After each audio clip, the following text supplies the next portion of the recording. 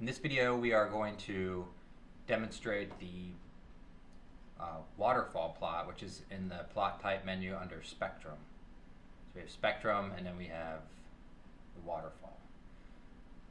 So the waterfall is relatively unique plot. Let me go ahead and make one. So in order to create a magnitude or a waterfall plot, we need to select a channel. And the waterfall will only take one channel. So most all the other plots, you can plot multiples of the channels on one plot by using traces per plot, but not the waterfall. The waterfall will only take one channel. Okay, so I went ahead and created the plot, and I'm going to turn off the noise and set see how that looks. Alright, that looks better. Take the amplitude down a little bit. Alright. So this is what the waterfall plot looks like. This is each one of these traces is the FFT data, but it's showing it going back in time. So we have 3 seconds of the FFT data going back. So if I try to get this, I'll pull this simulator off the screen so you can see the data. But I'm going to change the frequency. So you can see as I gyrate the frequency around that it's showing the data moving back and forth. Let me drop the amplitude down some. So this is showing that you can see that history of spectrum data. So I'm moving the amplitude up and down.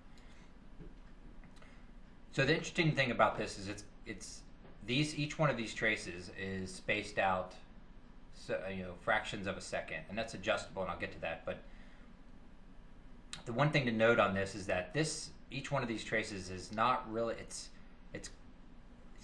actually not a instantaneous trace.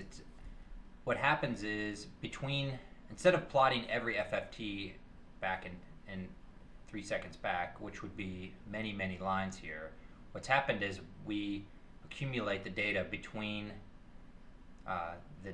these fractions of a second and then summarize it as basically like the envelope plot does, as a peak hold.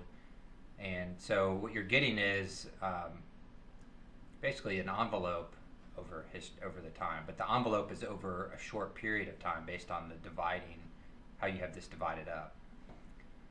And so you can kind of see the artifact of that is that when you slide this back and forth, it's one tone, but it actually can bleed over if you move it over rapidly enough that it'll put a couple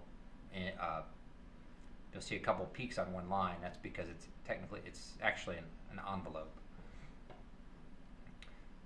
So let me go into the setup menu, because this has a unique setup.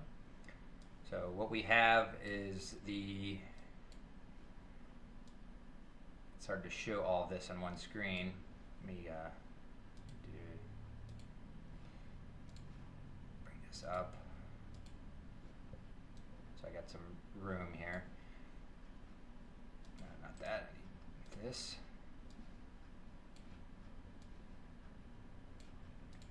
Alright, so the time step is basically so it's 200 milliseconds or 0.2 seconds between each of these traces. So we can basically stretch that out. So we can make it 1 second between each trace. And so in that case, it's a 1 second. Each trace is a 1 second envelope of data, meaning it's accumulated data over 1 second and then plotted it. And so, or we can take it down lower to get a more granularity in that. And then we have the ability to, a couple other real quick, you can change the viewing angle, and then the viewing height to change the perspective on it. And then we also have the depth here, so much time we're accumulating, we can change that to a shorter number or a longer number.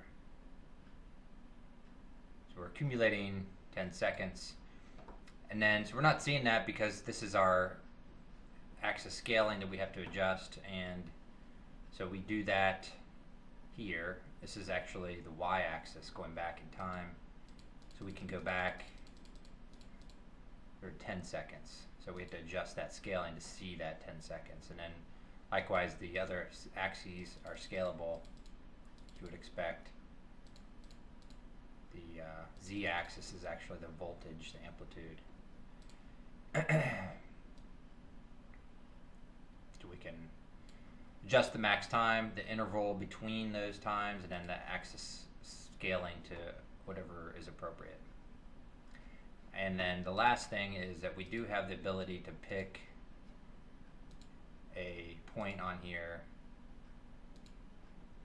to select the cursor on that trace to get a point value.